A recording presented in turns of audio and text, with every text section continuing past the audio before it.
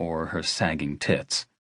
Despite her regular, if not fanatical, workouts, her once svelte body had gone matronly, and she wasn't about to go in for a facelift or tummy tuck.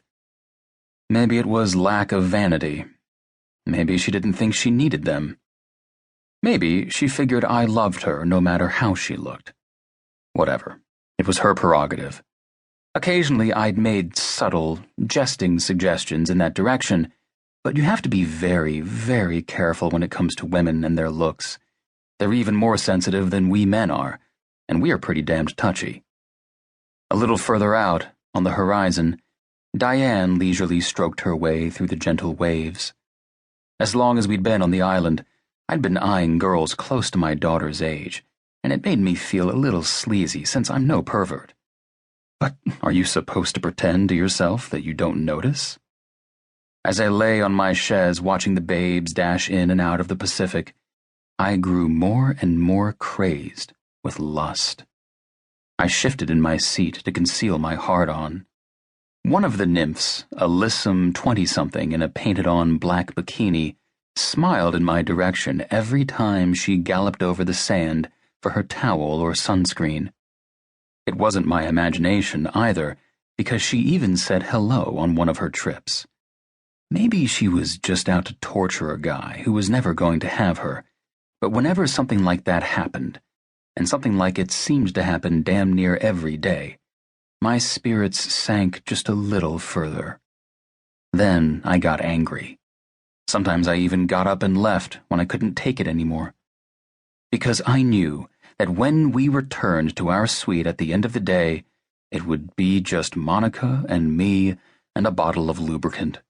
That's if she had any desire whatsoever to do anything but close her eyes and sleep. I'll admit it. Lots of times it was me who wasn't in the mood. Sometimes I needed MILF porn to pump me up. To ice the cake, my wife had never been all that adventurous in bed. Into it, maybe, but not wild. I wanted wild. I wanted crazy. I wanted demented. I wanted what you imagine Courtney Love or Angelina Jolie is like in the sack. I wanted screaming, scratching, attacking. Sometimes, right in the middle of it, I'd have the urge to switch off the light, roll over, and go to sleep without even finishing. It had become that kind of dull. It's no surprise why the divorce rate is 66%. Can anyone, man or woman, be expected to last with the same partner for half a century? Worst of all, Monica expected our love life to never morph, and she was definitely not about to introduce any variations into the routine. She'd had 17 years to take the lead, and to this day, she hadn't thrown me a single curveball. No, it was always up to me, and I knew the limitations. No porn, no toys, no third parties. It was like trying to swim with cement shoes.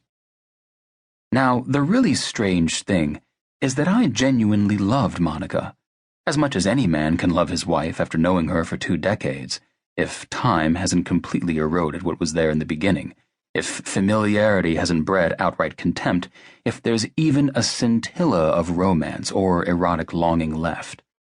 If, as in the vast majority of long-term marriages, inertia isn't the major determinant of togetherness. And I wasn't the only one, I often reminded myself.